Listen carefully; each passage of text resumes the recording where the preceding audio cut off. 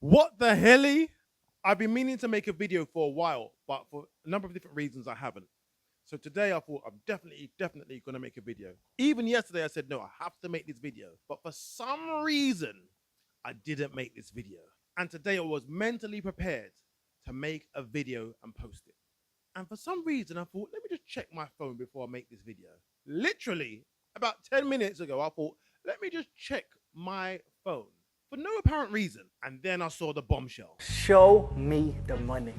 Ben Whittaker has signed to Matchroom. Congratulations, you're now my promoter. Where is my bomb sound effect? I can't believe it. For a while, I've been saying, what's going on with Ben Whittaker? We've not heard anything from him. And not so long ago, I made a video about Ben Shalom and Boxer signing with the BBC, but I never put the video out. I don't know why I didn't put it out. But even in that video, I was saying, well, what's going to happen with all these people? Ben Whittaker, Fraser Clark, Caroline Dubois, Adam Azim, and all the rest of them. There's so many. And since then, we found out that Fraser Clark is going to be fighting, but we never heard anything about Azim, Whittaker, Dubois, or any of the rest. And then I heard that Adam Azim has signed a new contract. I was like, okay, cool. What about Ben? It was strange that he was so silent. And then recently I heard that he signed a new deal with Boxer. I'm like, oh, really? I wasn't sure that he would do that because in my other video that I didn't post, I was asking the question, the BBC and Boxer. We all know the BBC will get behind Boxer, but only to a certain degree. So how many shows will they put on? And I started working it out. 12 months in a year, will they put out a show every month? I doubt it. So it's going to be one of two things. It's either going to be one show every quarter or one show every 2 months. Unlikely to be one show a month. And that being the case, I don't think Ben Shalom could even cope with that. He couldn't do it at Sky. He's not going to do it at the BBC. So I said, is it going to be once a quarter or once every 2 months? 4 shows a year? That's too little. It can't be that. So it has to be once every 2 months. And 6 shows a year is nothing. So all the fighters will need to be on at least 3 of those shows.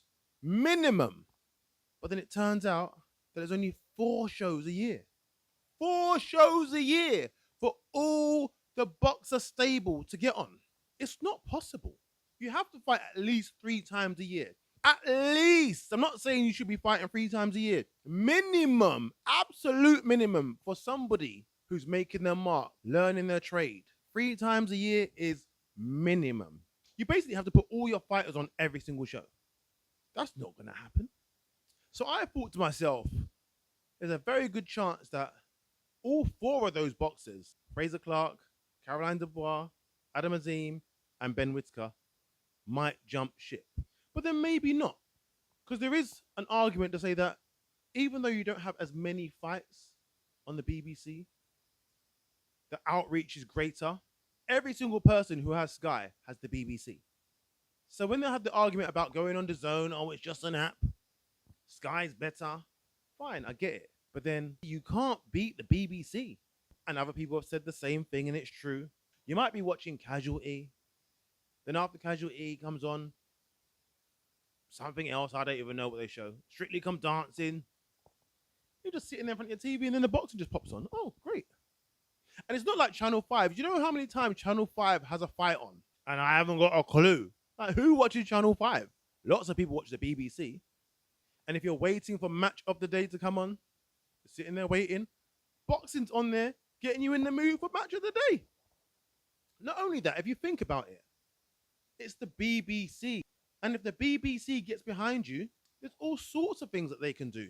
They can have you on Strictly Come Dancing. But you might even pop up in an episode of EastEnders. Have you on the radio, easy, all the time. You can do all these things, but it's so much easier. They can even create shows for you. You know, like Mayweather and his 24/7. The BBC. Done just like that. Imagine 24 hours with Whittaker. A day in the life. Let's prepare for battle. The lead up to the fight. All these things. Amazing stuff. So there was an argument to say that maybe, just maybe, the top fighters at Boxer may stay. And then today we heard the news. Whittaker has gone to DAZN. Now, Whittaker, to his credit, from the very beginning, has said that he would have gone with Eddie at the very start, but Eddie was on the zone and he wanted to be on Sky. So was Ben out of contract? Did he pay out his contract? I wonder how he left. I wonder what that conversation was like. Ben Shalom can't be happy. That was his golden star. That was his number one guy. I know he's got Eubank, but Ben Whittaker was his number one. Eubank's there, but Eubank's not there. You know what I mean? And the advert is amazing. If you haven't seen it, go and check it out on Eddie Hearn's page. It's probably on the Matchroom page as well. They've taken inspiration from Jerry Maguire. It's really good. But it's funny because as soon as I saw that, I thought to myself, Eddie's got a good relationship with Ben Shalom. And Eddie now has a good relationship with Frank Warren. Now, I say that Eddie has got a good relationship with Ben Shalom, but it's a funny one, isn't it? It's like, do they like each other? Do they not? Like, what's really going on here? But Eddie's got a good relationship with Ben Shalom, and Eddie's got a good relationship with Frank Warren. And do you remember when Anthony Yard left Frank Warren and he was a free agent? And there were questions asked to Eddie, are you going to sign Anthony Yard? And Eddie said, well, I now have a good relationship with Frank Warren. I don't really want to rock that boat. So he left it alone. But Eddie, you've got a good relationship with Ben Shalom.